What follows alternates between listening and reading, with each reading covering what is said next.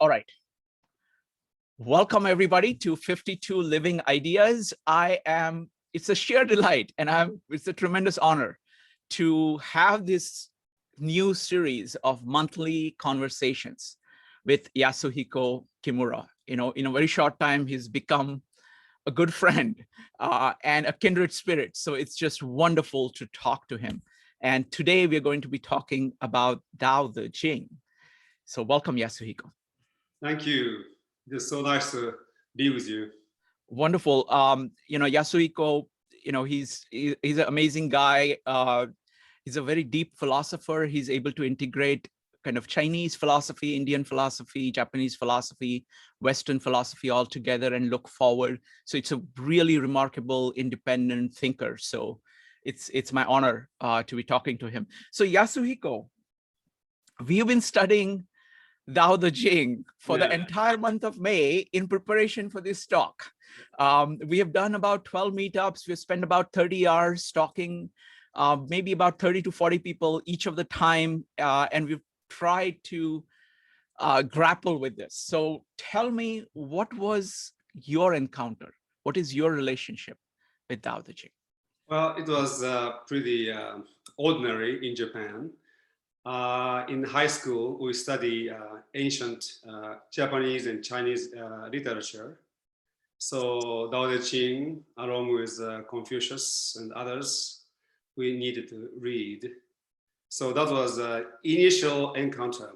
And at that time, I was actually studying outside of the school, studying Buddhism, Buddhist philosophy, and immediately noticed the similarity between Zen and Lao Tzu. Mm-hmm. And so over the years, I have went back to Lao Tzu over and over again and reading, and sometimes just open one particular chapter. I have this book. This was published when I was 30 years old. It's on the other side. Yeah. Oh, there. Okay. Got it. Okay. Actually, there's a Chinese, Japanese, ancient Japanese, ancient Chinese, and then contemporary Japanese put together. I bought this book when I was 17. So I kept this book, well over 40 some years. And so I have been wherever I even went this book with India. I have kept this book for so many years. And so I have been reading this over and over. So that's my encounter. Yes. So that was the first time, but what has it done for you throughout life? Why, what place does it hold in your life? Whenever I become complex thinker, I go back to Lao Tzu and simplify myself. Wow. That's beautiful. That's beautiful. Now you chose to translate it. Now, very few people choose to translate. So firstly, why did you choose to translate? What was the experience like? How did you approach translations? Speak a little bit about your translation. Yes, in year 2000, I was the director of Walter Russell Foundation. And Walter Russell was this amazing genius who combined science and spirituality into a unified theory. And he loved Lao Tzu. And he named his wife Lao. So Debbie Stebbing became Leo Russell. And they did talk about Lao Tzu, and I saw some of the translation they are using, and I wasn't very fond of that translation. And also I realized that the people who are studying under Walter Russell, although they knew about Lao Tzu, they didn't really read the book in a deep way. So we had a quarterly magazine, and we published every quarter we published a magazine. So I started to translate Lao Tzu into English and publish through that publication.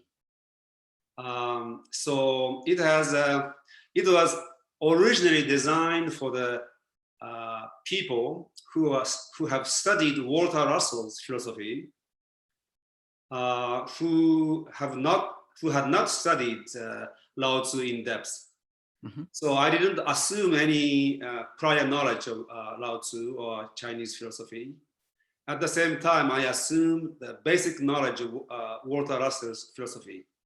And Walter Russell used 3 words to describe the essence of nature: balance, rhythmic, balanced interchange. And that's exactly the movement of Tao, or reverse is in the movement of Tao, but it is basically cyclic movement. So rhythmic, balanced interchange. So assuming that knowledge of people, I translated this book into English. Now that after 20 years, I'm ready to revise it for a much wider audience who have knowledge of Lao Tzu. Wonderful. Really looking forward to the new translation. So let's, what did you get by actually focusing and trying to translate? Because a translator, what I found is that writing is very powerful. Personally, I found that writing is very powerful. When you actually just read something, you get it up to a level. But in order to really understand something, you have to write in your own, capture that in your own words. Doing the work of translation is like writing on steroids, because you're trying your best to capture, and you're going revising again and again to capture it. So what did you get? I mean, how was your grasp different? So there are translators who have tried metaphrasing. Sounds like a Chinese, but in whatever you do, it is an interpretation.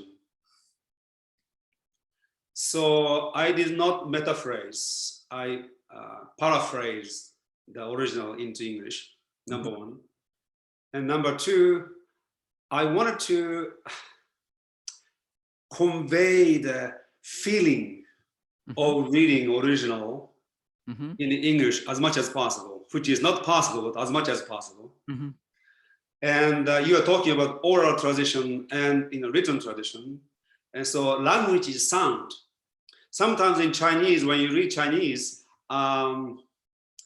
they use a particular character, but the meaning is different from the original character that was used, because it sounds the same. Like a u, famous u, mu, original character, and then the character we are using now, they have different meaning originally. I have this Chinese language etymology dictionary, huge, and I go through the period, the meaning of the word changes. So when you translate Lao Tzu, you want to check the meaning of the particular character used around that time. So I consulted this dictionary and tried to capture the meaning as much as possible. At the same time, the feeling of reading it. So, but the feeling of reading it comes from me reading it in Japanese. So I am sure if I know the Chinese sounds, probably my translation would have been different. So the whole feeling that I get, I try to convey that in English as much as possible. This is one thing I'm very curious about. There is a deep Japanese tradition of studying the Chinese classics like Tao Te Ching, right? Yes. Can you talk a little bit about that? Okay. Originally, the Chinese, so Chinese character, Japanese had only spoken language originally. Then they saw the Chinese, then Chinese character has sounds. So originally, Japanese start to use Chinese sounds only to express Japanese. That's the first stage. Oral is the first stage, and second stage is written, but only sounds using Chinese character.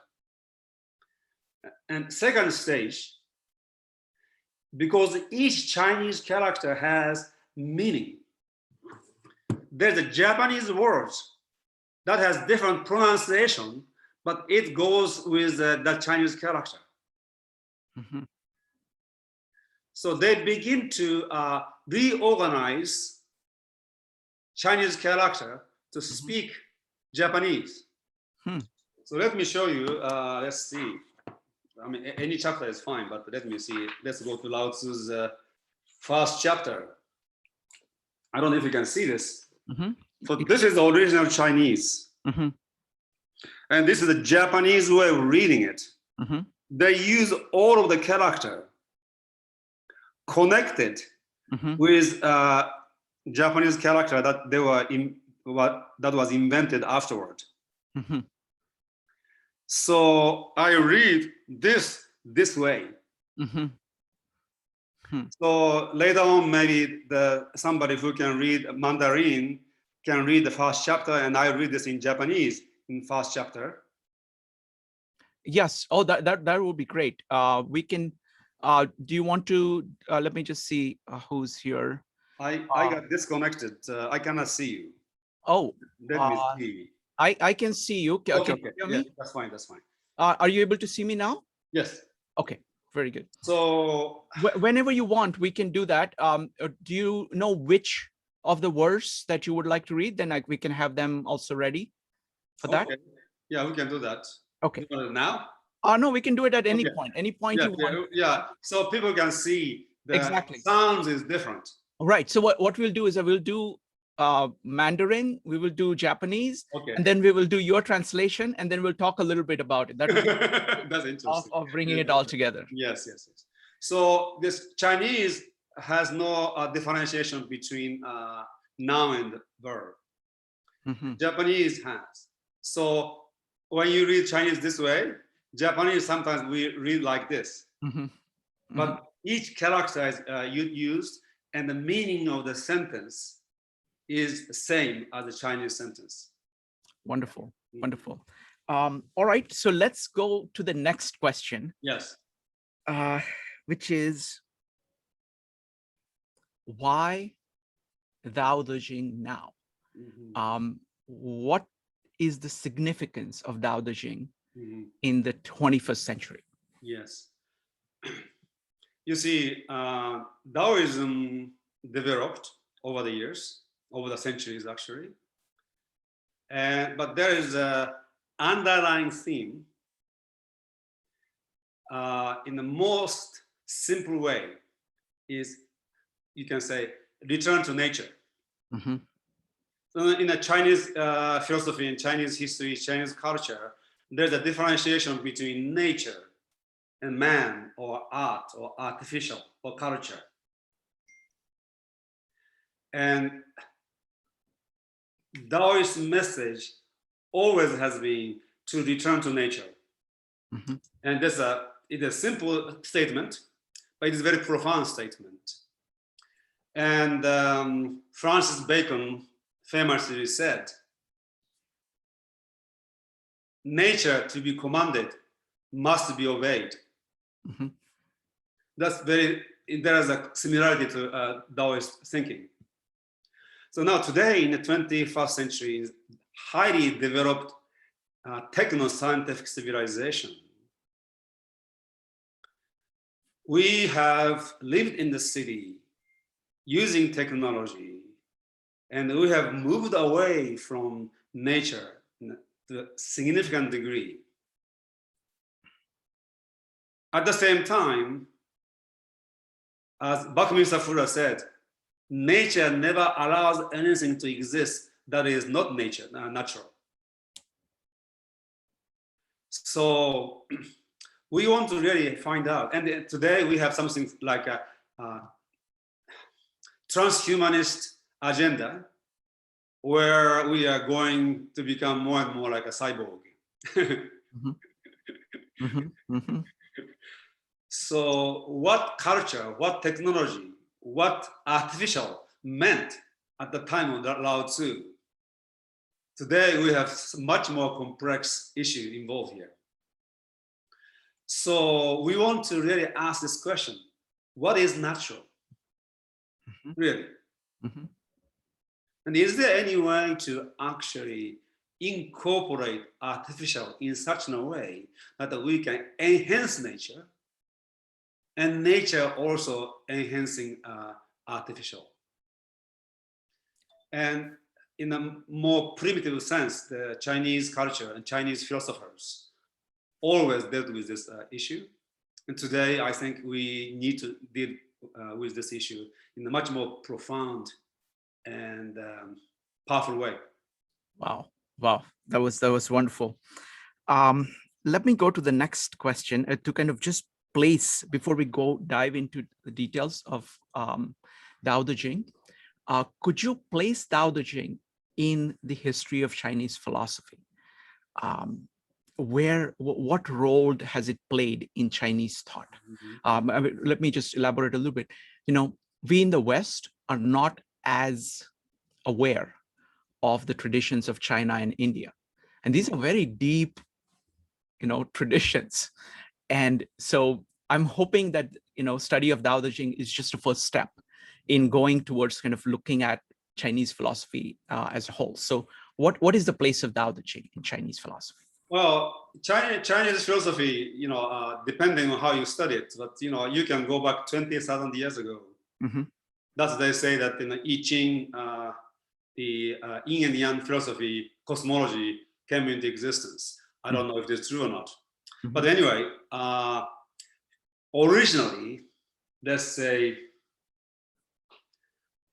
probably like 3,000 years ago, there was no particular schools of philosophy.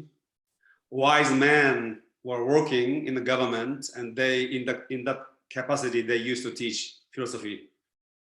And then the dynastic structure started collapse, and those people became wandering philosophers, and they used to call it in 100 schools. There are hundreds of teachers, teaching their own philosophy. And then hundreds became smaller, 9, and eventually, like 9 schools. One of which was Taoism, one of which was Confucius, and then gradually others got also, absorbed, and Confucius became the main teaching, and Lao Tzu is the opposite. So in the history, so many became like a 2. Of course, you can't really say 2, but basically 2. And then they start to have an interaction. And then you have Neo-Taoism that incorporated the Confucius thought, and Neo-Confucians that incorporated the Taoist philosophy into theirs. So maybe the most advanced Chinese philosophy you can find in Neo-Confucius. So there have been so many to one, few, and a few became reintegrated, and it's basically the philosophers, because there are few different Taoist philosophers who have emphasized different things. Yes, but the fundamental tenet of Taoism and Confucianism stayed. How would you distinguish Taoism and Confucianism? Well, so depending on which period we talk about. Let's take the kind of early periods. Basically, originally it was more Taoism is really return to nature, and ethics and politics is based on the law of nature. So culture needs to be in alignment with nature. So law of society need to be in accordance with Tao. And Confucius also taught Tao, but in more cultural way. And from the Taoist perspective, Confucius was imposing ethics onto humans. except unlike Taoist ethics, that is a natural unfoldment of Tao within. Mm-hmm. But neo-Taoist absorbed Confucius completely, and they thought that Confucius was the greatest sage above Lao Tzu and Chang Tzu. And the reason being, Tao that can be spoken is not real Tao, but Confucius never spoke about it. Whereas Lao Tzu and Chang Tzu, although they said we can talk about it, they somehow talked about it. But Confucius knew it so clearly that he never even talked about it. In that sense, he was above Lao Tzu and Chang Tzu. But fundamentally, it is the emphasis on nature over culture, which is Taoism, and it is culture over nature is Confucius. Wonderful. We can say that way. One quick follow-up question. You mentioned Zhuangzi. Can you talk a little bit about what his contributions are in this at this level? You know, when you read Lao Tzu or Chang Tzu, you know that they are anti-war and pacifist.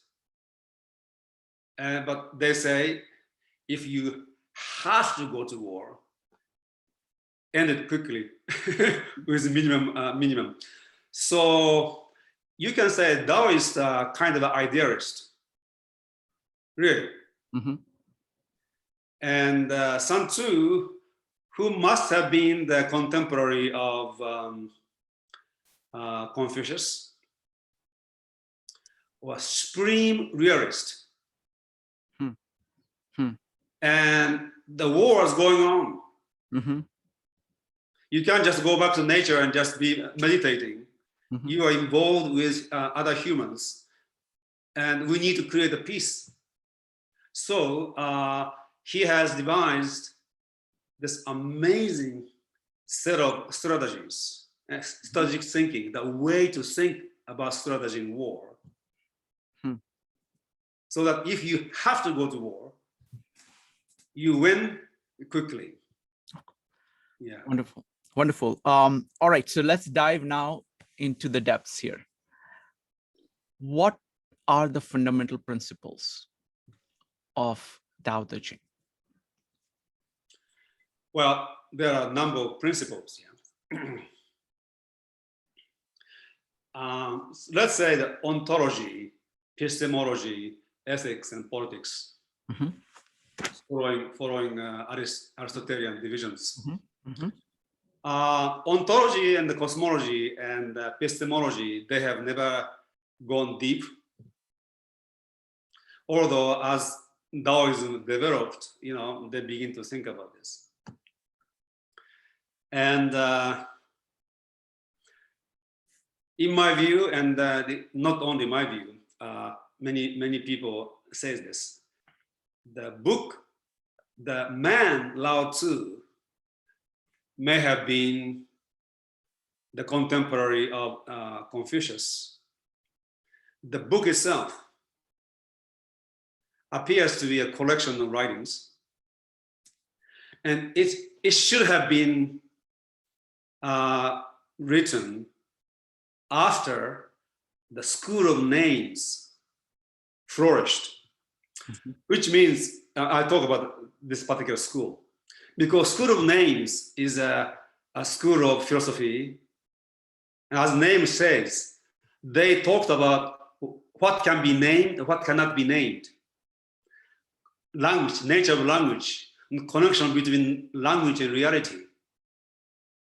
And Lao Tzu's first chapter starts with name, nameable, and unnameable. And that kind of thinking should have come after the school of names. And Chang Tzu's friend was actually a very famous scholar and then philosopher from School of Names. So book itself has written, maybe published or came to this particular form BC 3rd or 2nd BC. And the book has many different, so depending on who was the actual writer, there's a level, some are very profound and some are somewhat, shallow. And within one chapter, reading this carefully, it's possible somebody else, inserted 1 or 2 sentences.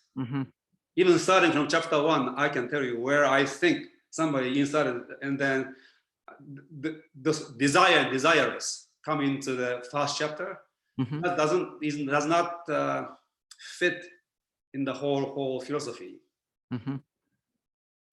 So you need to read the book in such a way. You need to assume that different people writing this, and some are more profound, some are shallow.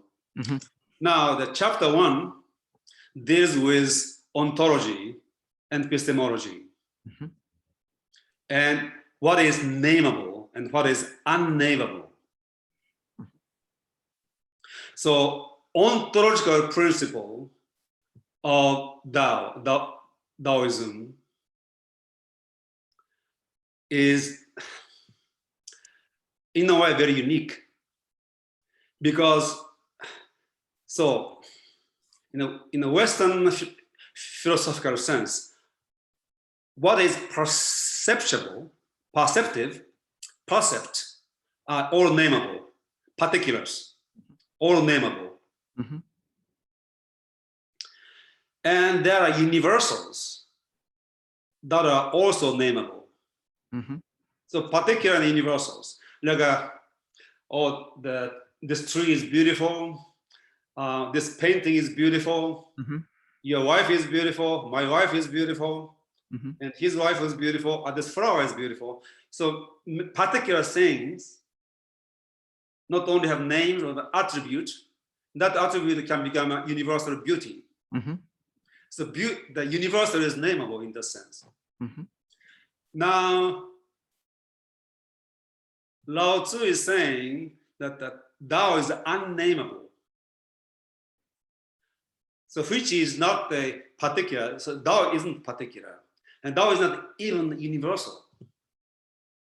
Nameable universal. Number one. Number two,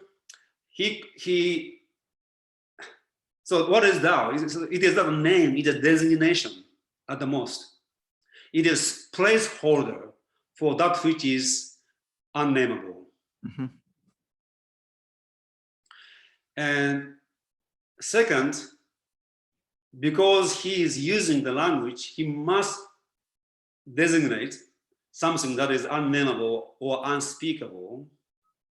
But the moment you speak about it, it becomes unnameable and nameable, their duality.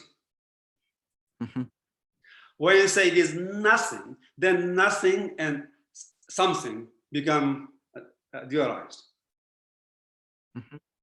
Nothingness, somethingness, being, non-being. And he is saying epistemologically and ontologically, reality is not flat. So there is a thing and beauty and ugliness, and then you can see both. And here it is something else other than beauty and ugliness. Here's nameable and unnameable. There's something else above. So our consciousness is not flat, and our reality is not flat. It can go on and on. It is the gate of all mysteries. So those two are different in names and designations and in our recognition. But it's come from the same source. But when you go to the same source again, you see that duality.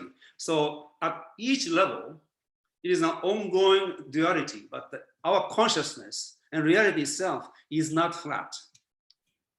And that is a very profound insight into ontology and epistemology, into our consciousness. And that is similar to today's quantum logic. Yes. Yes. You see the wave and particles. But when you can see both at the same time, there's something else going on there. What is it? So one fundamental principle of Taoism, which was expressed in seed form by Lao Tzu and then developed over the years, all the way to Tao physics. Reality is not flat. It has levels. And our consciousness is not stuck in one level. It has different levels. And sometimes it shows up in a Hegelian way of dialectics, in time, thesis, antithesis, and synthesis. But timelessly, reality is leveled. Our consciousness has different levels. And that is, implied ontology and epistemology in chapter 1 of Tao Teh Ching. And he beautifully said that, you can talk about this, you can name this, but name and name, they are actually something more to this. But then when you say something more to this, it's again have something the opposite. And so I Ching is a yin and yang binary hexagram. Tao Teh Ching is yes, no, and maybe. Ternary tetragram. It is a 3 to the 4th power, 81 chapters. And the hexagram, the I Ching is 2 to the 6th power. It becomes 64. And Tao Teh Ching can be used in the same way as I Ching, that you can use as a divination. And the ternary logic is very, very unique. It is not binary. And ternary, this is an included middle. It is not excluded middle. So Tao Teh Ching's chapter 1, which is the most profound chapter of all of it, it contains the whole universe in some ways. And it is, if you say in a fancy terminology we can use today, 21st century, David Bohm's terminology, we can say Tao is a super implicate order, in which implicate order and explicate order and whole movement continuously exist. But the moment we say super implicate order, it becomes implicate. Therefore, there's more to this movement. Yes. And when you meditate upon this chapter 1, it's quite remarkable. One of the most profound statements on ontology, metaphysics, and epistemology ever made. And this still today can stand today. It is absolutely contemporary. Wonderful. So from this core, yes, how does Tao Te Ching develop further? So that's Tao. I'll go back to Tao again. And then Te, in Japanese, Toku. So Te is the, in human way, it is an embodiment of Tao. And nothing in nature is not embodiment of Tao. So it is a manifest Tao, which we can recognize, we can name. And ethically speaking, to be virtuous is to be in integrity, consciously in integrity with Tao. Mhm. So sometimes I use the word cosmic integrity to translate Teh. Mhm. So in other words, in the contemporary English, to be virtuous, to embody Tao, and to live as virtuous human being is to be authentic. That's where the Taoist ethics can be reinterpreted. But they are basically saying this. In society, we live in an ethical code that are imposed. It is inauthentic. It leads to pretension. Authentic virtue is living in integrity with Tao. So a person's action is a manifestation of Tao, and therefore, at each moment, his action is authentic. And there's a terminology called the word mimetic desire. Mhm. You know, French philosopher René Girard. Mhm. Mimetic desire. So when we have a lot of desire, you know, Tao, the Lao Tzu or Chuang Tzu, they don't deny desire. Neither Buddha actually. There's an authentic, natural desire as being human. It is a part of Tao that, you know, we get hungry, we eat. We fall in love with women. And we want to make love with, you know, somebody you love. You want to have a basic comfort. You enjoy something beautiful. Those are the natural desires, and the authentic desires. And then there's a mimetic desire that we acquire through culture. Mhm. And Lao Tzu and Buddha, they are denying those mimetic desire. It is a conditioning. Greed is a mimetic desire. Natural desire for comfort is not, or abundance is not mimetic desire. So one needs to be extremely conscious to be able to differentiate between the two. So in my classes, I often say this. The whole our lives, we are taught to be somebody in society. So you study, and you acquire degrees, and then you want to be somebody. In my class, you are required to be you, to be yourself. And that is Taoist teaching. So to be thyself. Mhm. And without being thyself, you cannot know thyself. They go together. Mhm. Yes? Yeah. So Taoist ethics is be authentic and be who you are, and let everything be what it is in its glory, Mhm. as opposed to artificial imposition on particular rules and principles.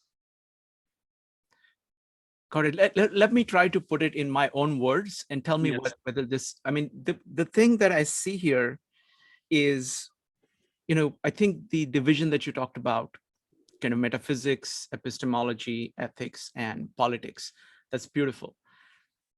Taoists have a very different metaphysics than Confucianism, and in many ways, most of Western philosophy. Because what it is saying is that, listen to nature is, you know, it is what it is. And you are just you're part of it, and everything is part of it. That is the starting point. So that's like the metaphysics of saying that is it. And every time you get lost, come back to it and you'll be okay. And you will get lost. At epistemological level, the effort to name things is going to capture only some part of these. It is going to capture particular manifestations of it, but never nature itself. So don't get hung up on whatever words that you produce, because those are only temporary manifestations. They are useful. They are creators of 10,000 things, but they're very limited. Always go back to the Tao. In ethics, all you have to do is to follow the Tao. There are all kinds of words, there are all kinds of social systems or habits that are going to push you this way or that way. All you have to do is to come back. And at a political level is that if you're working with other people, work according to the Tao, according to their own nature, so that it is smooth working. You're not trying to thrust certain of your ideas or social systems onto something which doesn't really fit in. You're trying to say, how is it? And just work with it. So that's how I see kind of it flowing. Does that? Oh, yes, I totally agree with you. Yeah, I'm maybe trying to make it a little more philosophical, probably, but absolutely, totally, yes, correct, yes. You see, and then at the same time, when you read Taoist literature into the Neo-Taoism stuff, and again, I forgot to say, Buddhism had a profound impact on the Neo-Taoist and the Neo-Confucius thinking. So now you have Buddhism also. But the connection, the similarity in Buddhism and the Taoism, one area is they say formless isn't form, and form isn't formless. Unnameable is named, and name is unnameable. They begin to see the yin and yang signs. There's a opposite is always inside, and actually it's not only to see this, to consciously create that way of living will keep you in balance. I mean, I always try to connect ideas that I learn between each other. I mean, one of the most profound thinkers I know of is Louis Sullivan, and he talks about form and function. So function to him is the nature, nature of nature and your own nature. And so it's like the Tao and the Tao in you. That's what you're trying to do. You do create forms. You use, words are forms. The things that you build are forms. The social systems that you build are forms. But form follows function. So that it has to always follow function, and it tends to actually go away from function. Moment things are created, they start to go away. Even when they were created in a most beautiful way, they tend to go away. So it's a question of coming back to the function, coming back to the Tao. Yes, and that is Spinoza's conatus. Yes, exactly. Yes. Wonderful. Now, there was one point about the development of Taoism, the 4 stages. Could you talk briefly about that? Yeah, it is in one sense chronological, but also like Lao Tzu and Chang Tzu's writings contains at least 3 of them. So the first stage was Yang Chu, whose writing has not survived, but he is in chapter 7 of Li Tzu. And the original, the simplest form of Taoism, return to nature and leave society, basically, and go back to nature. Very simple, original, primitive Taoism. Then you have Lao Tzu, second stage, but again, and then Chang Tzu, the third stage. And Lao Tzu has not only the second stage, but some of the third stage, like chapter 1, and then first stage as well. And Chang Tzu is a third stage, but like inner chapter of Chang Tzu is mainly probably written by himself, and it is a third stage. But then you have second and first stage also. And so first stage is this go back to nature and avoid, denounce the society. And second, Lao Tzu's thinking stage of development is begin to see the fundamental principle Tao, and not only living in accordance with Tao, but also begin to formulate an ethics society in accordance with. So if the people follow Tao, what kind of society will come into existence? And if the leaders follow Tao, what kind of leadership that he or she will have? In this case, she is never come into the picture at that time. He will have. So they are no longer just avoiding society, but they begin to see the Tao as fundamental building principles of an ideal society, an ideal leadership. And then when going to Chang Tzu, it takes on more mystical, spiritual connotation, and it has a deeper insight or investigation into the self, and also the nature of oneness and transcendence. So what was in the chapter 1 of Lao Tzu has been more elaborated in the Chang Tzu. And then later on, Neo-Taoism, which had a different name originally. But anyway, so it was more like integrating other school of thought on the basis of Taoism. And we can say we are in the fifth stage. Because when Neo-Taoists or Neo-Confucians, they integrated the other schools of thinking, it was all in Chinese philosophy. Then 1788, the first translation of Lao Tzu into Latin was presented at the Royal Society in London, 1788. Wow. And philosophers begin to, so Schopenhauer and Hegel actually talk about Lao Tzu. And Nietzsche was, of course, more into Buddhism than Lao Tzu. And of course, transcendentalists of this country, they have read Lao Tzu. And Heidegger, last century, he got deeply into Lao Tzu and Tao. And I was just sharing with you his lecture on the nature of language, in which he actually talks about Tao Teh Ching. Actually, Tao, he didn't explicitly say Tao Teh Ching. Yeah. So we have entered a stage where we integrate Western philosophers, Western Indian thinkers integrate Tao, and Taoists can integrate others. So we have entered a long period, starting in 1788. We are in the fifth stage of Neo-Taoism, where wonderful. So all those our colleagues who have studied Tao Te Ching many years, they are fifth stage. We are all fifth stage Neo-Taoist, each uniquely integrating Taoist thought. Wonderful. Let me ask a general question. Yes. How would you relate Tao Te Ching to the Western corpus, the Western philosophy?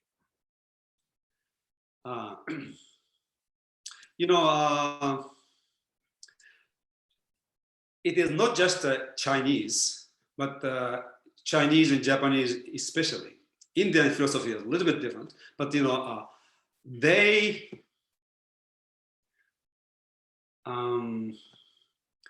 their mode of thinking is different from Western mode of thinking.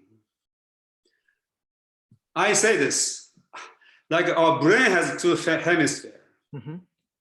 left and right.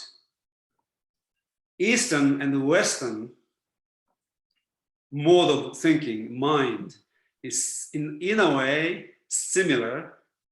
So left hemisphere is like a Western thinking, and right hemisphere is like a Eastern thinking.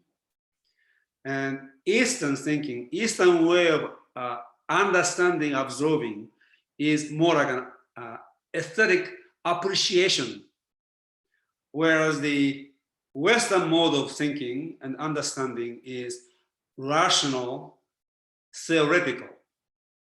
So articulation in the Western culture is important, whereas the Eastern culture and Chinese language, Japanese language, both suggestive. So the difference probably comes from this. The Western civilization is a maritime civilization. Greek, they are actually Phoenicians and Greeks, they are maritime people. They are ongoingly communicating with different culture. So they needed to articulate their thought to be able to communicate. Chinese civilization is a farmer civilization. They are born in the same place, they are with a group of people. They didn't need to say too much to understand each other. So deep thought are more suggested than articulated. Actually, articulation was less appreciated than suggestions. So from this way of thinking, it's like everything like a poetry in a way. So you appreciate, you understand in the form of aesthetic appreciation intuitively. And Western civilization is always articulation and theory, explanation. Now, from this, No. I just want to take time to just look at this because this is really fundamental. This is really, really powerful. And we've been talking about it in multiple ways. So, for example, this is the conflict between mythos and logos, where in mythos, you are kind of demonstrating something from a story, which is perceptualized, which is high definition. It is physical, it is emotional, it has got tone to it, it has people, personalities, and the message is carried not explicitly, but implicitly yes, through all of this, versus logos, where it is definitions and counting of saying these are the principles. So those are the two things. The other fundamental way in which we're looking at it is the difference between the scripts. So alphabet versus ideograms. And that's a very powerful, I'm just beginning to explore this, but I want to kind of talk this out because it's, see what happens is that in Chinese, right, you have to know like 40,000 characters in order to be literate. And each of those characters is tied closely perceptually to reality, to nature. Whereas alphabets, we just have 26, and those are meaningless sounds by themselves. It's by concatenation of it in a sequential left brain way that you create meaning. Whereas you look at a Chinese character, it hits you. The meaning is right there. No sequence is necessary. So it's parallel right brain. So even at the level of the script itself, there I see a difference. And script, again, following the work of Julian Jaynes or Walter Ong, they spend a lot of time of saying the technologies that we use, the scripts that we use, how does your mind work as a result of it? So alphabet lends itself to sequential processing, because only after sequence you have any meaning whatsoever. Whereas this left brain, this one, the ideograms, they are really good at parallel processing. And you put those things down, they're also, because it is visual, they're suggestive. They suggest many things together, and you put two of them together, they suggest different combinations, and each person may be able to take a different thing. So at the level of even at the level of scripts, I think there is a difference between these two cultures. Does that make sense to you? Yeah, I agree. Actually, we talked about the last time we spoke. Mm-hmm. And also movement of your eyes. Yes. Yes, I agree. Yes, absolutely. And so now that Western people are being trained by emojis to become more pictographic. Right. I really don't know the difference between those emojis. You know, some are smiling and some are laughing with laughter. I mean, laughing with tears. You know, many different. Yes. Wonderful. So please go on. You were saying that is the foundation, and you were continuing on that. So, if you remember, Spinoza talks about 3 levels of knowledge. The one is, primitive, just being informed, hearsays, and then go into real knowledge, which is based on reason. And he explicitly said that his books are written at that level. Then he goes to another level, is intuitive. So he actually places intuitive knowledge higher than the, rational knowledge, where he stays in terms of his writing. And Eastern way of knowing is, in that sense, very intuitive. And actually, let's say if you are in love with somebody, you can never really articulate the experience you have. So anything that we fully experience and the whole of our intelligence and our consciousness is involved, it is actually beyond word. But intuitively, you can actually experience, understand and understand it. And one of the greatest benefits of actually studying Eastern philosophy, preferably through the original language. But even without it, you begin to really absorb that element so that both brains begin to work. And once the Western mind begins to absorb that intuitiveness, which will be in a higher function than the original intuitiveness of a Chinese or Japanese, because you have gone through this rational, rigorous reason.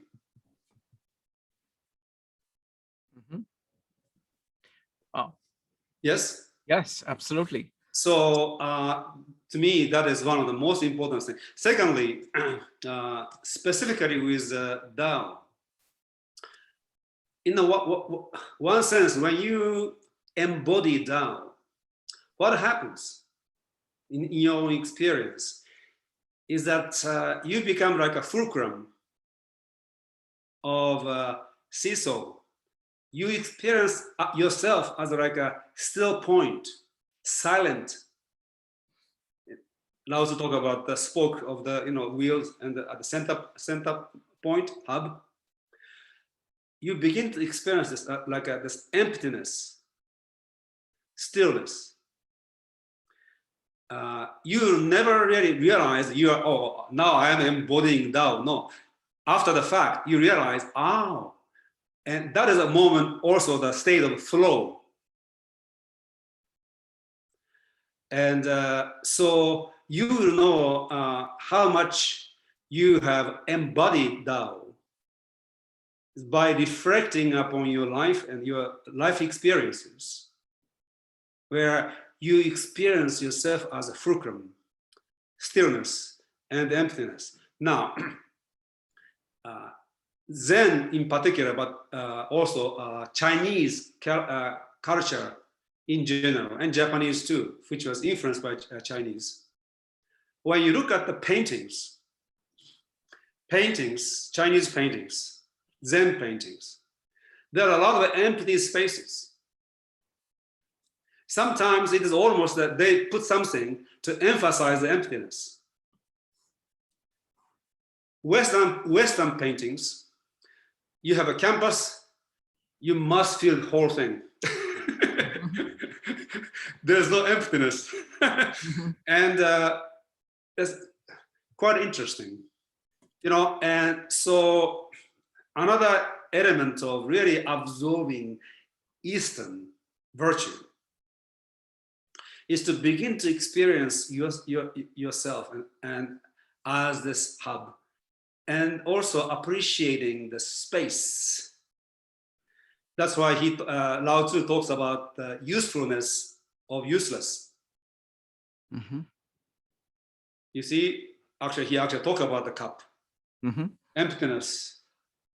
Without, I have a coffee inside, or glass, water inside, and that's another aspect of learning from Taoism.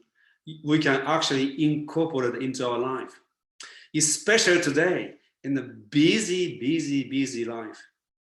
We want to take a vacation from things and into nothing. We want to take a vacation from time into timeless. And Taoism teaches a great deal about this art of living as a space, as a uselessness. Wonderful. I want to just connect it to a couple more ideas, and then folks will open it up to questions. So if you have questions, just go ahead and type an exclamation mark in chat. So Yasuhiko, I mean, this is so deep. I mean, and this actually connects to so many things. For example, I'm reading Martin Buber's I Thou. And that is essentially saying the same thing. You know, there is like a metaphysical relationship that you have between you and nature, or you and another person.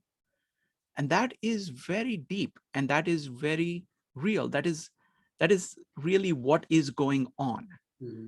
And then you can name and talk about it. And when you do that, you capture aspects of it.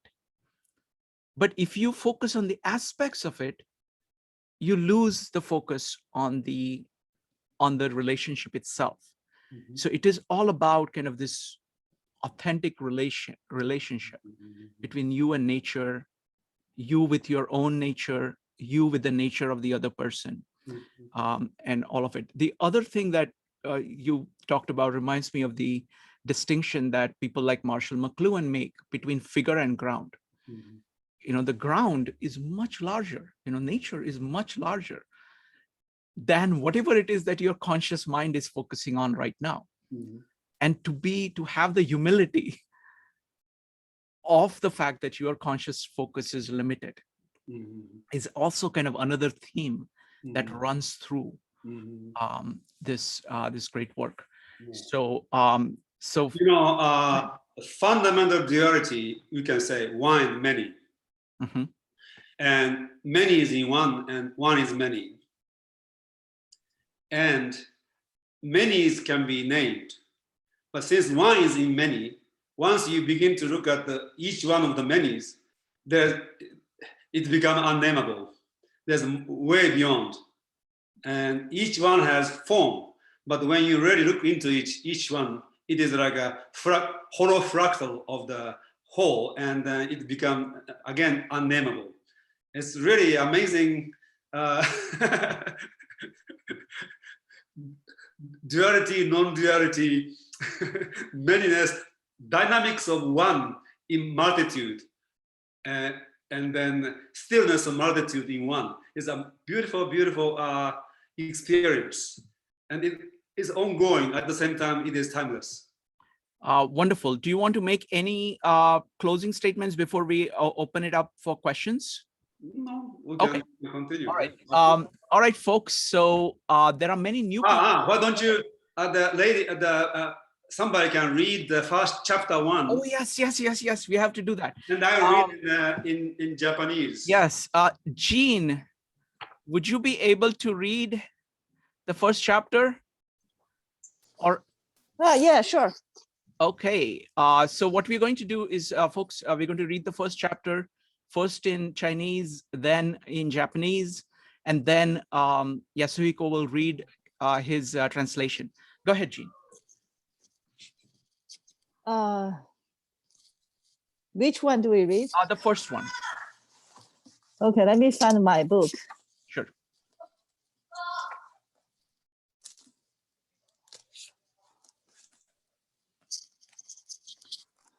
Yeah, they have a different. So chapter 1, right? Chapter 1. Okay. 道可道，非常道；名可名，非常名。无名，天地之始；有名，万物之母。常无欲，以观其妙；常有欲，以观其徼。此两者，同出而异名，同谓之玄，玄之又玄，众妙之门。Thank you, Jean. Go ahead, yes. Some words are pronounced the same way. 未知の道とすべきは浄土にあらず。名の名とすべきは浄妙にあらず。名なし、天地の始めには、名あれ、万物の母こそ。故に浄無をもってその妙を見んと欲しい。浄有はもってその教を見んと欲しい。この両者、同じきよりで、なおことにする。同じきもの、これを元という。元のまた元、宗妙のもの。Wonderful. Yasuhiko, could you read your translation of it?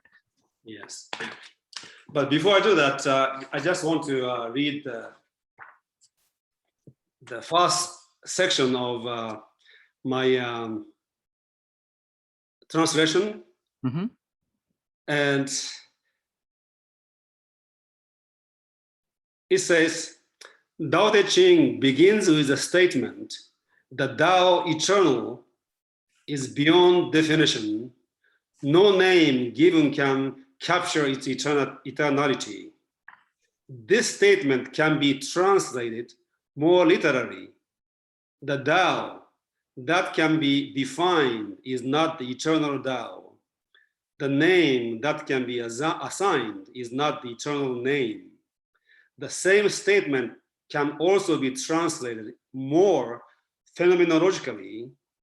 The Tao that is atemporary, abiding, cannot be reduced to any finite description or predication in language.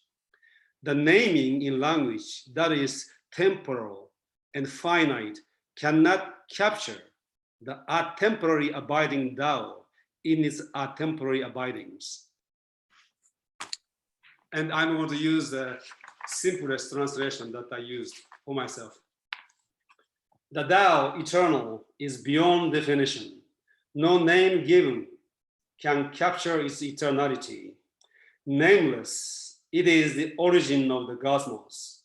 Named, it is the beginning of all things. Nothingness, it is the inner being of the cosmos. Thingness, it is the outer distinctions of the cosmos.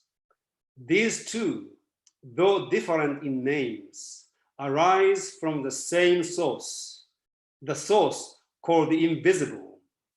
Invisible beyond the invisible. It is the entry into the myriad wonders of the eternal cosmos. Beautiful, beautiful. Wonderful. All right, with that, folks, I would love, I'm now going to open it up for Q&A. There are many new people here, so we've got 4 rules that we have used for the past 5 years. Rule number 1, type exclamation mark in chat or raise your hand in Zoom in order to speak. Rule number 2, keep on topic. Rule number 3, be brief. At this point, only questions. So try to ask brief questions. If you want, you can write them down so that they are crisp. And rule number 4, feel free to disagree with anybody on anything, speak your mind, and do so courteously. So it's going to be P-Chan followed by Stefan. P-Chan, go ahead. Yeah, I wanted to ask, like, when you begin with returning back to nature, I wonder which nature, because it seems to me there's a physics has been involved with the material nature, but ecology now is emerging, which is involved with organic or living nature. And that seems to be more complex in its unfolding. And it seems to me Western thought is concerned not only in the unfolding of the process, but the detail and the mechanics of the unfolding.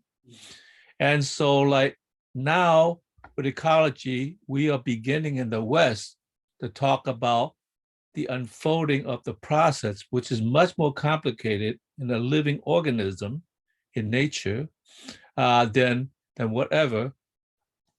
Is there ultimately a difference because Western thought want to understand the unknown and its unfolding through the mechanics, even in a complex situation of organic unfolding? Yeah. Could you address that? You see, let's say you are driving, and since if you know how to drive well, you know exactly how to turn, how to respond to the other cars. But when you want to explain how you drive in language, it becomes extremely complex. When you are in a martial artist, and then you are brilliant and you're a master, and then somebody want to learn what you do, and you explain. And probably you can write 10-volume books in why you do this and how you move this body and what the reason. You can exhaust 10 volumes of books, but you may not be able to really explain. And even if you succeed, people who are reading that explanation can never manifest their understanding into their movement. So there is a different function you see, our intelligence is like a holistic. We have a mental intelligence, we have a so-called gut feelings, and we have a physical intelligence. We have many intelligences combined. And in the Western science, you want to satisfy mental intelligence. At the same time, that understanding in that mental intelligence is not going to be permeating into physical intelligence, intuitive intelligence, your heart intelligence, and so on and so forth. But Taoism is, in a way, teaching people this holistic intelligence. So they don't get into details. But once you master this holistic intelligence, you behave properly and accordingly, according to the law of nature, without being able to explain. And I think that's the difference. And I don't think you can ever, so you can have both. Now we are Western civilization incorporating Eastern way of thinking and living. And so you can satisfy your intellectual curiosity maximally, yet you can also be a Taoist in your living. And, in one of the chapters, Lao Tzu says, to acquire knowledge, you gain more and more of information. And to learn Tao, you actually lose more and more of it. And we can do both. Original Taoist was against acquiring knowledge in that sense, unnecessary information. And today, we require an enormous amount of information to be able to function. So we don't need to deny the acquiring of information, knowledge, but at the same time we can maintain this emptiness and nothingness at the same time. And to me, that is the challenge we have today. We need to have enormous amount of knowledge, and we need to know how to deal with the information knowledge. And some are unnecessary, absolutely. But you get the sense, what is the information you need and how to maintain emptiness at the same time. Wonderful. Thank you. Thank you, Yasuhiko. And a great question, P-Chan. Next up is going to be Stefan, Joe, Madeline, Maritza, Rich, and Evanique. Stefan. Hi, so this sounds to me kind of like the Alan Watts idea where he talks about if you start, I'm paraphrasing a little bit, but if you start articulating the games that you play, then you kind of get taken out of it. And part of the human experience is to get so engrossed in all the games we play in life, whether they be board games or social interaction or whatever, that if you start to articulate it, then you kind of remember that you're playing a game and then you get pulled out of it and you're not as into it. So one, I'm wondering if you've ever heard of this, and two, do you think there's a certain point where you should just stop talking about this? Like if you kind of just get it, then maybe just stop talking about it forever? Yes. I have read most of Alan Watts when I was young, so I don't remember the detail of what he said, but he was one of the greatest exponents of Zen, and to a lesser degree Tao, and same lesser degree Hindu philosophy to the West. And I don't know if I'm responding to your question directly, but you know, when we survey Eastern and Western philosophy, you know, you can find a number of Western philosophers who have said something similar to Lao Tzu, and going all the way back, somebody like Heraclitus said something similar, and he was actually maybe contemporary of Lao Tzu and Confucius. And there's a concept that he used. It was not himself originally, but he used a different words. But enantiomia, you know, when things goes in one extreme, it tends to go back to the other end.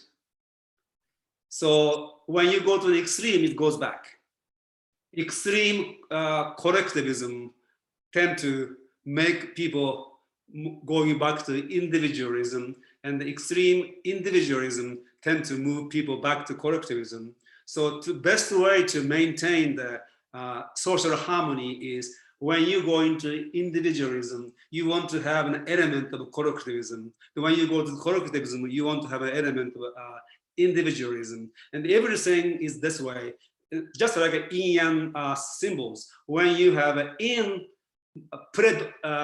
preponderance of yin, you want to make sure you have a yang element. When you have a preponderance of yang, you want to make sure you have an element of yin. So in our lives, you know, when you want to go into the detail intellectualization, you always want to have an element of non-intellectualization. And if you have this balance, so you don't stay still, you move around. Because staying in the fulcrum means, you know, you actually your seesaw is moving, but you don't go all the way to extreme, otherwise it will collapse. So whenever you go into any movement, following down, you can go into physics, mathematics, you know, philosophy, any form of intellectualization. You always want to maintain within your consciousness that element of the sense of the unknown and sense of the infinite and sense of silence and sense of stillness. When you can maintain this, you keep a balance. And then in the evening, you will go back to the stillness more, but you still maintain the element of activity. And so to me, that's one of the ways to really practice Tao Teh Ching, is to always remain conscious and remain at the fulcrum and never go into any extreme. But you don't need to deny any activities that you have. No action doesn't mean no action. It is a balanced action on the basis of Tao. So I may not have answered your question directly, but to me that is very important element. And as far as I remember, Alan Watts said something similar. Wonderful, thank you. Next up is going to be Joe, followed by Madeline. Joe. Yeah, so I have just a question that you maybe could expand upon the idea of authentic virtue and how that differs from virtue in, say, the Greeks or Stoicism and things. What is the distinction between those two? You see, fundamentally, it is how the virtue is in accord with your own nature. So as a child, you learn particular kind of behavior. It is mimetic.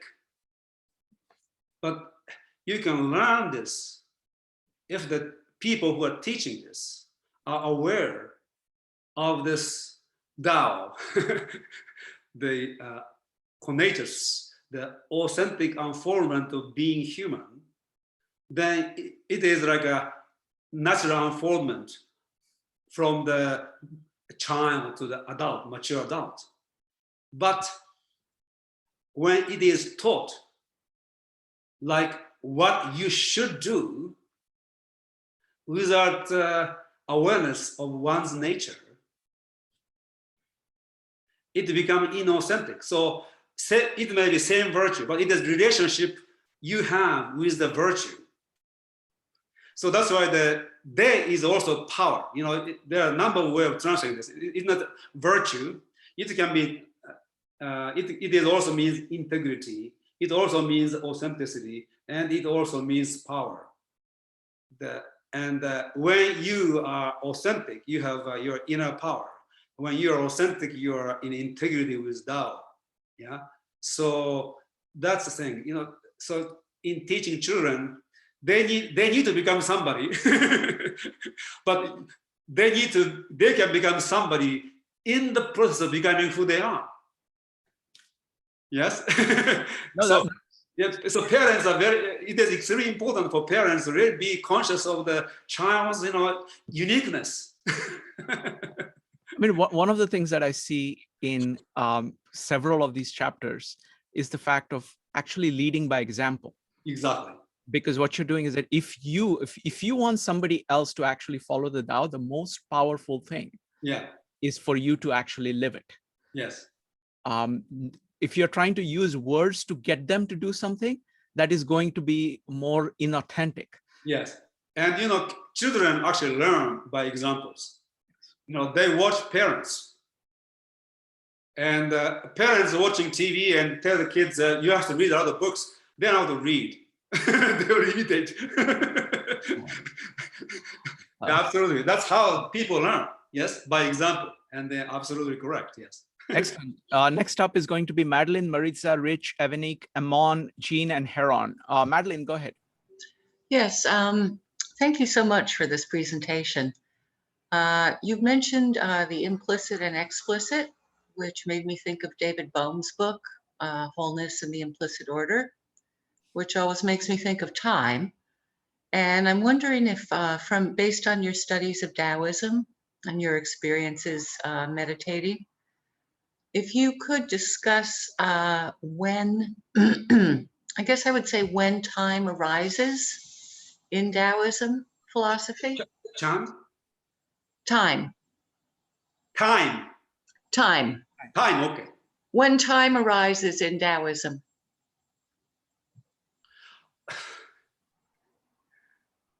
Because time arises out of timeless.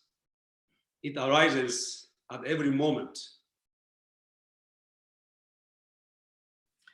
Wonderful. It's more like Buckminster Fuller said that in the best way. Life is that timeless, manifesting life as the reaction past and resultant future. So every moment is like a momentum of eternity. And that momentum of eternity result as future and past. Future is like a resultant and past is like a reaction. and an ongoing basis, time arises from the eternal as a momentum of eternity. And I don't know any particular place we're allowed to talk about time. But looking at Tao ontologically, that's how I would say. So time is a momentum of eternity, arising in eternal at every moment of time. Beautiful, beautiful. Next up is Maritza, followed by Rich. Maritza. Oops, sorry, I was writing that down. I was hoping to ask you to expand a little bit upon this concept of, you mentioned a little earlier the idea that there was a flow. There is a problem with your audio. Let's go with somebody else. Just work on your audio, and I'll come back to you in a second. Okay, Rich, go ahead. Thank you. My question is, how do you apply Taoism to your daily life? Areas like relationships, lifestyle practices, health practices, and spiritual practices as a general idea. Yes. Two things. Number one, as I said, manifesting Tao is like being a fulcrum of a seesaw. So we are, from the moment of, when we get up in the morning until we retire, we are in an ongoing state of movement. And if you can remain aware of the fulcrum of your movement, not only physically, but also emotionally and mentally, that is if you can remain in the fulcrum for 24 hours, at least 12 hours of your awakening hours, then that is a manifestation of Tao in your life. And we forget, but then we can go back and somehow find a place of stillness, fulcrum, silence. And you always pay attention to that moment. So this is a Buddhist meditation, but also Taoist practice this. When you watch your breathing, normally people pay attention to breathing in and breathing out. But in between those two, there is a moment of pause. So you start to pay attention to the pause, breathing in the pause, breathing out the pause. And then when you become aware of the pause as well as in and out breathing, you are one level higher in your awareness than being aware of your breathing. Most people are not aware of breathing at all. So you start to pay attention to breathing, and eventually this pause, still point. And then you begin to see your movement. Physical movement has that place, fulcrum place. And then your emotional and mental movement also has a fulcrum place. And then be centered there. That is a practice of Tao. And then you can use this Tao Teh Ching. You can put that in next to your pillow before you go to bed, or after you get up in the morning. Actually, two will be best. Before you go to bed, you read, just open any page and read, just reflect upon it and go to bed. When you get up in the morning, you open whatever page and read, look at the lesson, and then start the day. That is a wonderful way of using Tao Teh Ching. Excellent. Next up is going to be Maritza, followed by Evanique. Maritza. Can you guys hear me? Yes. Okay, sorry about that. So I was hoping you could expand a little bit upon this concept of the embodiment of Tao being flow. Like, is it a concept of, as you move forward in embodying and practicing the Tao, it's where you enter flow? Is it a desire to remain in a constant state of flow? Well, when you have an intention to be in the constant state of flow, that intention will prevent you from being in a constant state of flow. So as I said to the previous, gentleman, just pay attention to breathing, and then there's a pause, and then you reflect yourself when you're moving. Right now you're sitting. Yes, it may be comfortable position. Okay, you're taking a balance.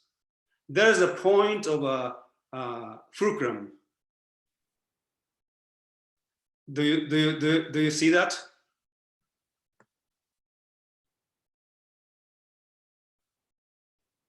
Usually it is, somewhere in the bottom of your spine. Just kidding. Like when you meditate in Zen monastery or Hindu temples, you sit in the cross-legged, and you find the still point, center point, and whatever you do, you always find that point, and that's how you relax yourself. And some people don't have the place; they cannot be still. Obviously, you are still, so you know how to find the place. And when you are thinking, sometimes you pause and then think again. So think and rethink the thought that you had. Always creating some pause. That will bring you back to the center. So don't worry about flow. Flow is a natural flow. It is not artificial. So go back to your fulcrum. Always, this is a question you want to ask. Okay, where is it? Wonderful. Thank you. That was great. Very useful. I love the idea of both kind of the fulcrum in space and in time in Yes. Greek. So beautiful. Next up is Evanique, followed by Eamon. Evanique. Hi. My question is, and I think you partially answered it already, is what is the best way, or what is I shouldn't even say the best way. What is the way to study the Tao? Like, I guess you just answered the flow part of the question. So do you let it flow? Is it being present? Is it practice? What is the way to study the Tao, especially for new people? Just gaining knowledge of it. So I just gave one example of how to use this book. Yes. Now, so you can read just before you go to bed. Doesn't need to be exactly just before you go to bed at night. And then after you get up in the morning, and just get whatever you get. Another way of actually doing this is, this book was written at least 22 centuries ago. People had a very different mentality. They lived in very different culture. Now, of course, a translator will bring his or her, culture into this. But it was a long time ago. So some of the teachings are actually very primitive. And I don't agree with everything that Lao Tzu says. However, each chapter opens up a question. It is like an entry into inquiry. So Lao Tzu had inquired something, and this was what he came up with. But original inquiry is eternal. What does it mean to be natural? What does it mean to be, what does it mean to be authentic? What is real virtue? What does it mean to actually embody Tao? Those are the questions. And so when you read this, use this 81 entry into a path of inquiry. And you can actually go beyond Lao Tzu. In some areas, he has gone very, very deep, like chapter 1. I mean, I can read this every day and I'll have a new discovery. But some chapters are, overly simplistic. So that's one way of doing this. Taoist meditations are very much influenced by Buddhist meditation. And so when you read Buddhist meditation practices, you can acquire, you can learn whatever it is, and you can follow. Thank you. I really like the fact that you said, okay, I disagree with Lao Tzu on several things, because I think that's, and he would actually agree with that, because he's saying, look, this is my words to describe the Tao. Yes. It's really between you and the Tao for each of us. Yes, exactly.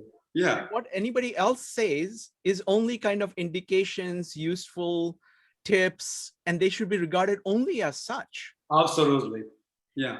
And the other point that you make, which is absolutely true, that we found when we start looking at the translations, all translations are interpretations. Yes. But at the same time, they're valuable of listening, just like reading multiple translations. We are going through the Tao Teh Ching chapter by chapter. Everybody reading their own translation and then talking about it. Actually, it's like hearing multiple interpretations, but all those interpretations are other people's interpretations.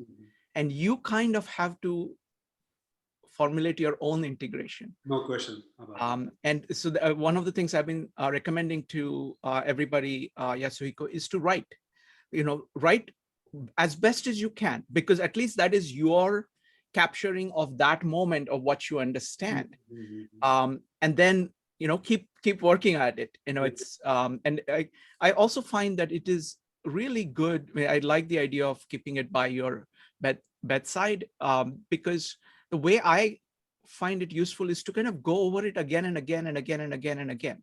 And each time, you are keeping focused on you and the Tao, you get some things. Yes. And you can see your own understanding evolve. Yes. So it is not like the technique, the Western technique of saying, okay, I'm going to take this text and understand it once and for all. It is much better dealt with almost in an aesthetic way. Yes. Letting all the poetry, there is just deep poetry in it. Yes. And it is kind of suggestive. Yes. As you were saying. So let that kind of flow over you. Exactly. And let you respond to it. Yes. As authentically as possible. Yes. All the time, over time. Yes. And after doing these layers and layers and layers of work, hopefully you get a little bit more.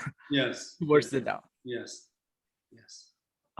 Thank you. Next up is going to be Eamon, Jean, and Heron. Eamon, go ahead.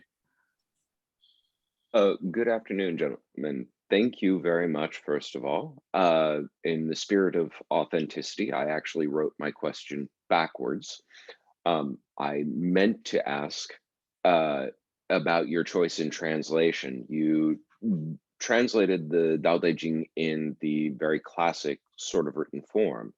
My question was how you came to make that choice of using the more Guodian version, classic, as opposed to the Ma Wang Dui version, where it begins with chapter 38, goes through 81, and then begins with 1 through 37. So it'd be the Tao Jing as opposed to Tao Te Ching.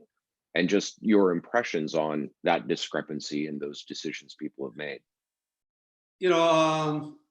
I have one Chinese translation from Beijing University, Chinese and English translation by this famous Chinese scholar.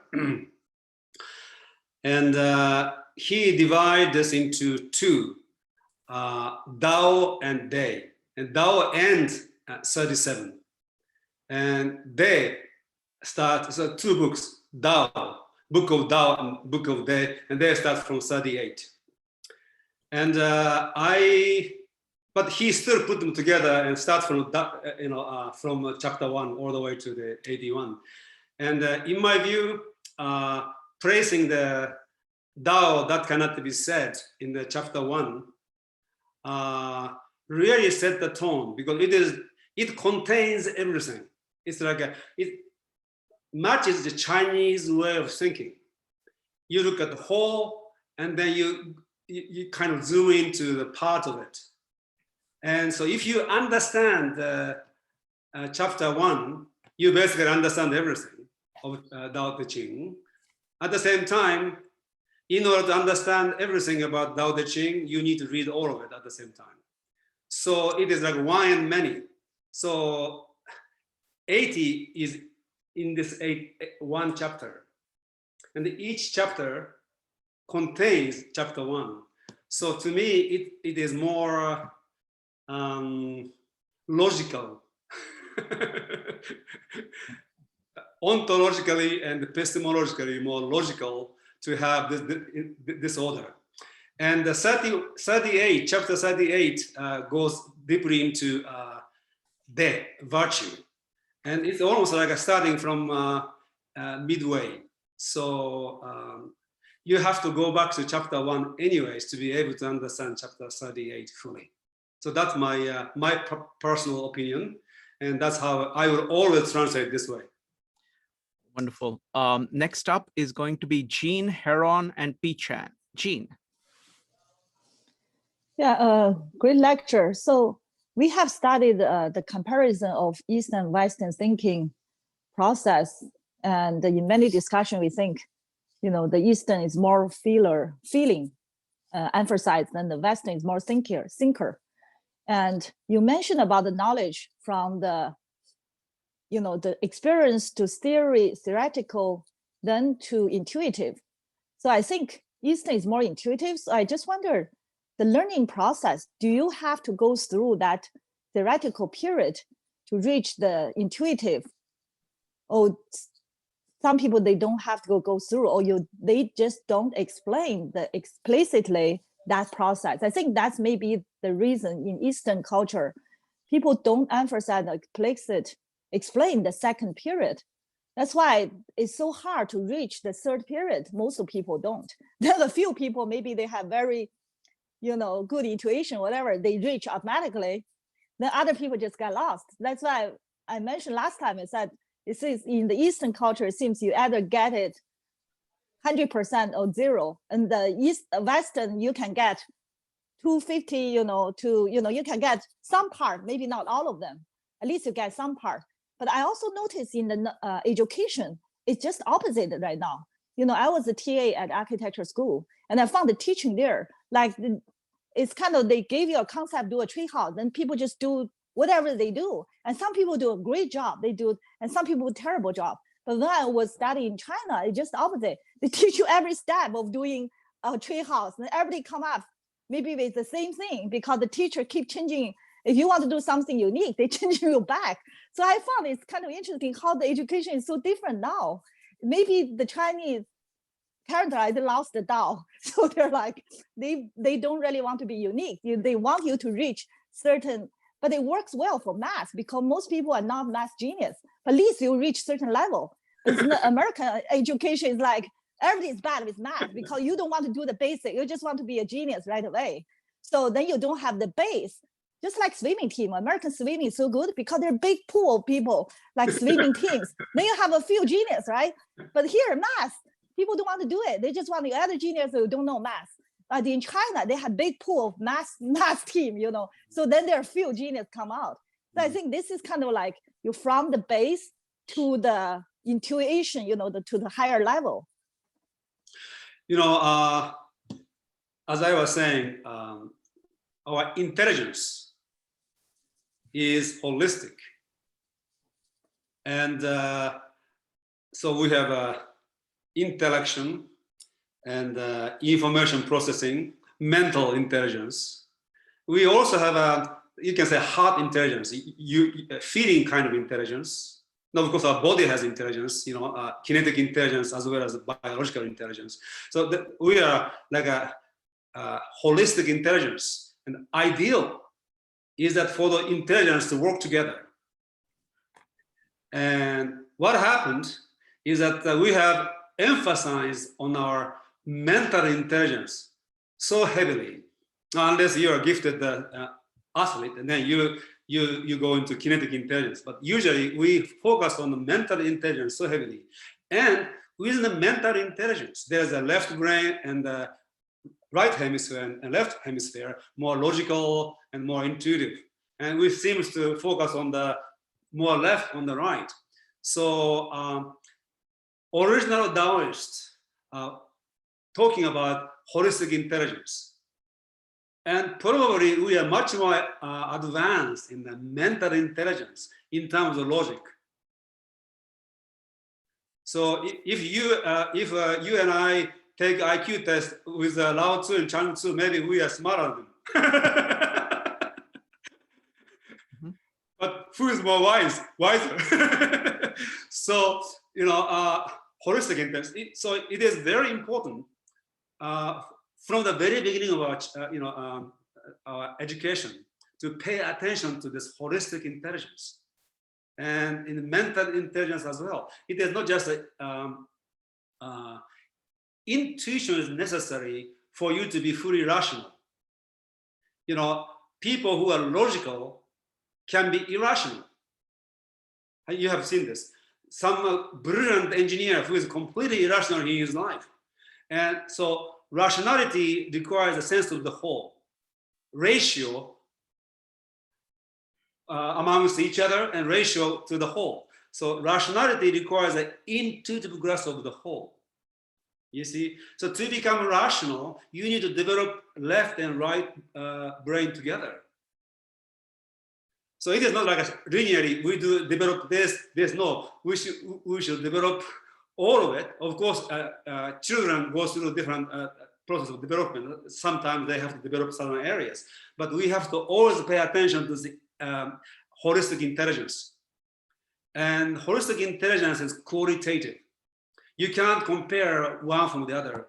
Somebody is not smarter in this sense.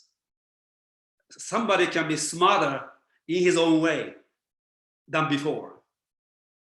And because of this becoming somebody education and achieving a high status in society, we focus on particular aspects of our intelligence.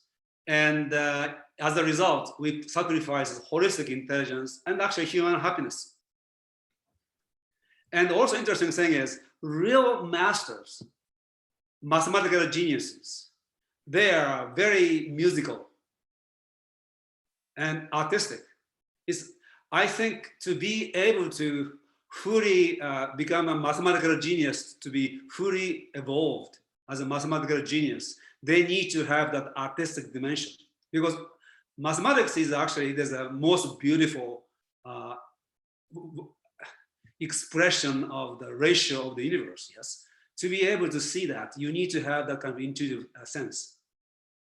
So Kurt Gödel, through his incompleteness theorem, indirectly proved that intuition is essential for mathematics. That's my interpretation.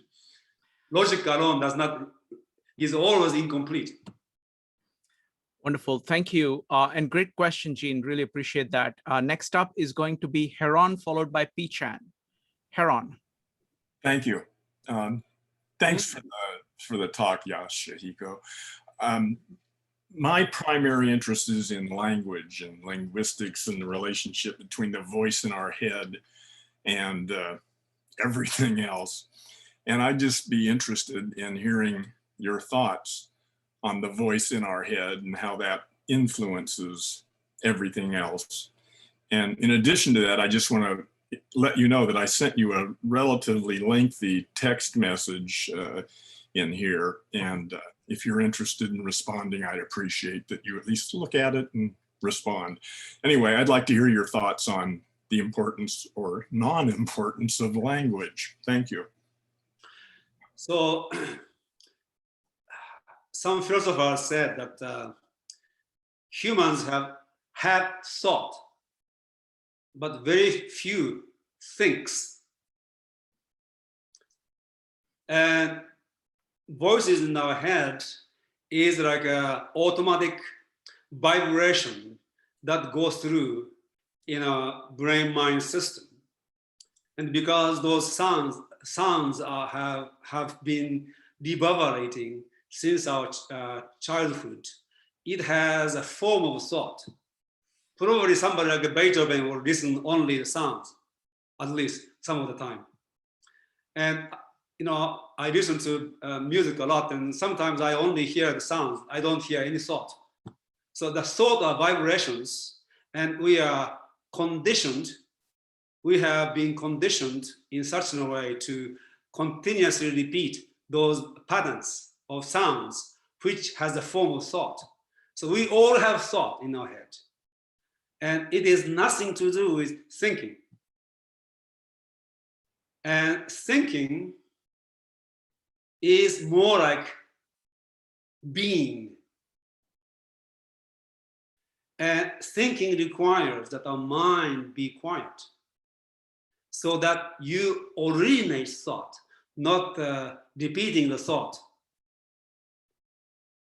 So it is important for us to be able to think really or authentically, and also to achieve a sense of wholeness and stillness, and to be able to embody Tao. It is important to actually make those voices become quiet. And meditation is designed basically for that purpose. And one of the ways to really let this voice go is to pay attention to. So I was talking about paying attention to the pose of breathing. So you breathe in and out, and there's a pause. Same is true with thought. It is a vibration. There's always moment of silence. So when you meditate, you watch your thought going through your head, and then you begin to notice that there is a small pause between thought or sounds. And the more you become able to pay attention to this in-between, stillness, silence, the stillness and silence start to expand. And as a result, you recognize that, my mind is much more quiet than before as a result of this, because your consciousness is now tuned to silence as well as sound. So that's another way of using meditation to free the voice. Now, there are voices in our head that actually has, how can I say this? In the beginning was the word, and scientists and mathematicians and creative people, sometimes they ask questions and trying to solve some problems. And one day, when they wake up or whatever, thought comes to their head, which is the answer that they have been looking for. And those are the sounds you want to listen to. And they also come from the space of non-thought.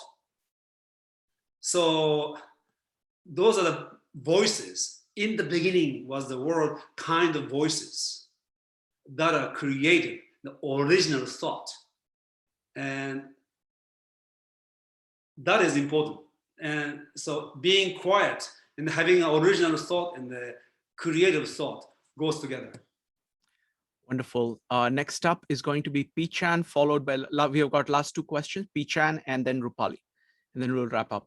Pichan.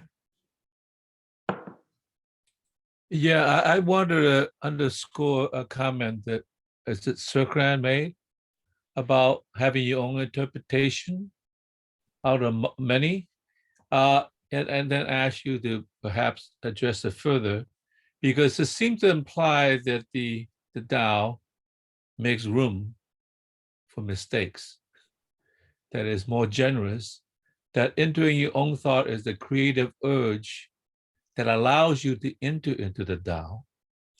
And so therefore, that emptiness that it makes for you is not necessarily the correct one, but a gateway to the calling to enter into that thing. So could you address that? I mean, it's like, because I want to underscore that point. It seems so important. You know, so taking on what you said in the previous question, many of you have read many different English translations. I actually haven't really read any except for a few, but I have read the original Chinese many times. And so there are two things when you read many different interpretations, and from which you kind of come up with your own integration. And another way of reading this is really reading from the emptiness and let the Lao Tzu speak to you. And my way of reading has been the second, latter.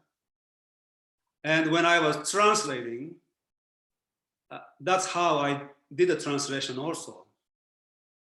So it is least amount of interpretation possible, and let Lao Tzu speak to me into my emptiness, and based on whatever knowledge I have, interpret that into English. So it is recreation in English of what I have received from Lao Tzu. And having no voice in your head helps us to understand books like this better. And interesting thing is, I have read some scholars, Chinese and Japanese scholars writing about this. They know too much, and sometimes they think too much in interpreting Lao Tzu, and they seem to be missing the point. And reading too many interpretation may be detrimental in understanding what Lao Tzu has to say.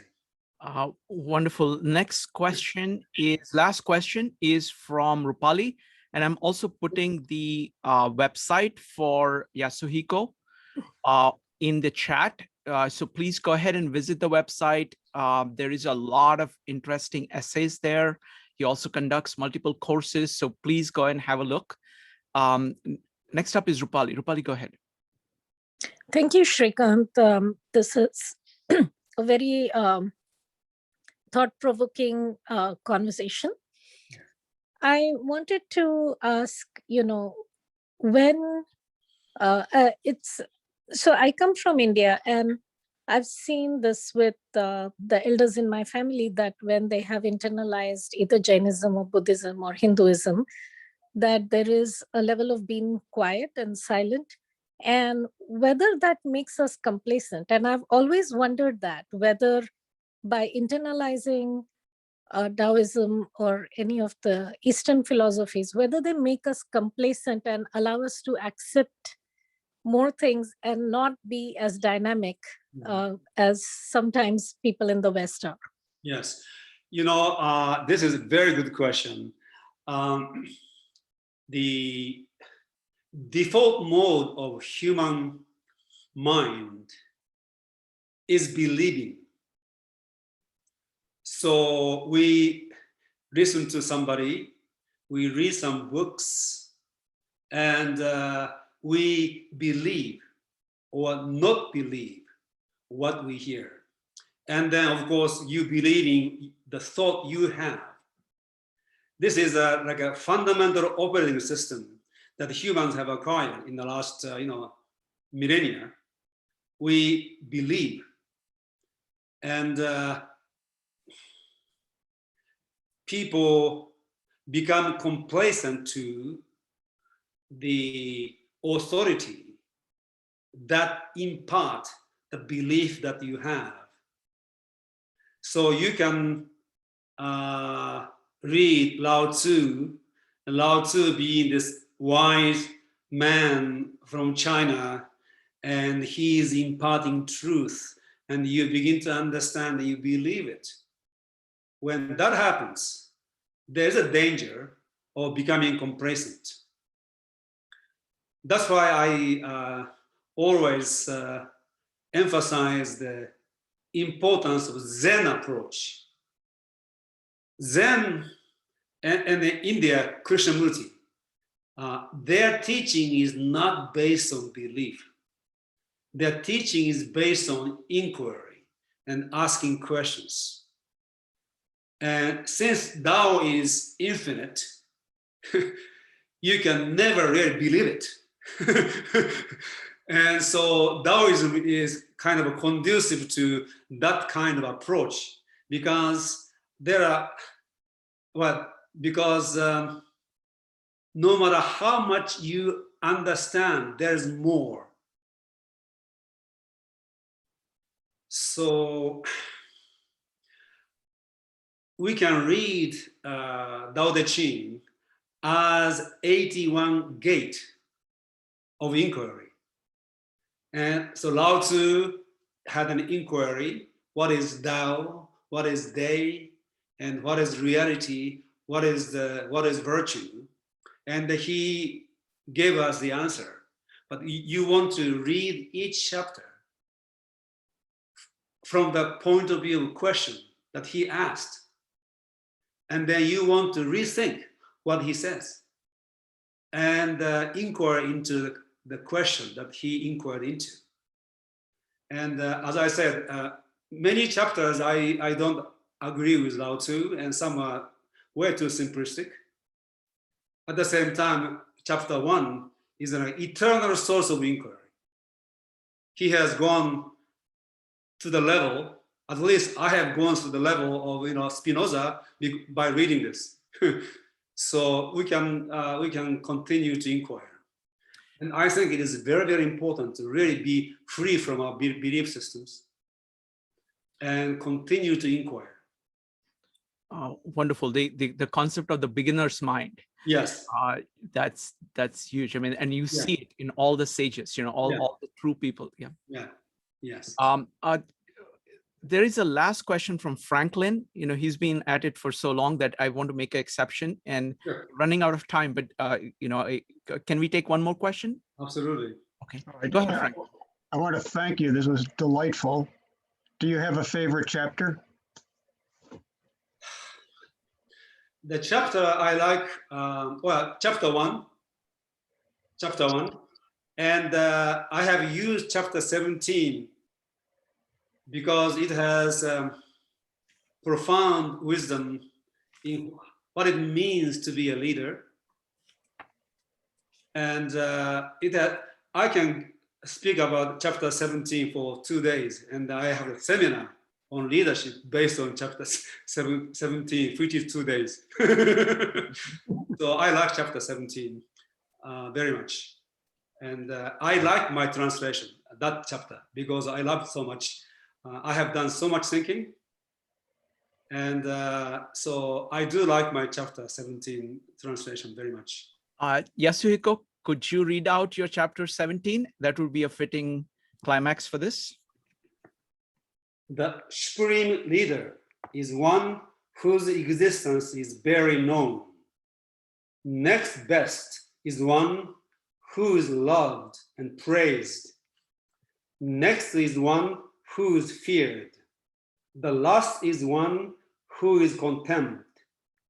No trust will ever be accorded to a leader who lacks integrity.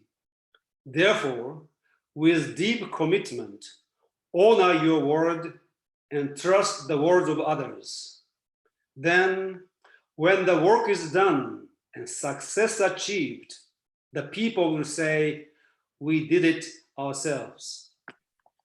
Beautiful, beautiful. There's another side to this. Mm-hmm. You see, true leader is barely known. Average people have difficulty understanding the man of Tao. So the same person can be loved and praised, but different group of people may fear him, and different people may actually despise him. We have seen that with many political leaders. Mm-hmm. So there's another side of it. And this is maybe the closest the Chinese philosophy ever come to democracy. Yeah, wonderful, wonderful. So Yasuhiko, this is a fantastic beginning to our monthly conversations. Yes. The folks, we are going to be, having conversations with Yasuhiko. This is just, as I said, sheer delight and just profound honor. It's going to be last Sundays of every month. The next one on June 27th is going to be the path of self-realization. July 25th, we are doing inner and outer transformation. On August 29th, we're talking about wisdom in the high-tech age. So don't miss any of them and watch Yasuhiko's videos. And I'm going to put the website again in the chat. And I have 2 online courses coming, and one of which is actually Tao Teh Ching. Wonderful. And in genkuworld.com, if you go to courses, you will find those courses. Okay. So Yasuhiko, my friend, this is just incredible. Thank you so much. Thank you very much. Thank you. Bye. Bye, everybody.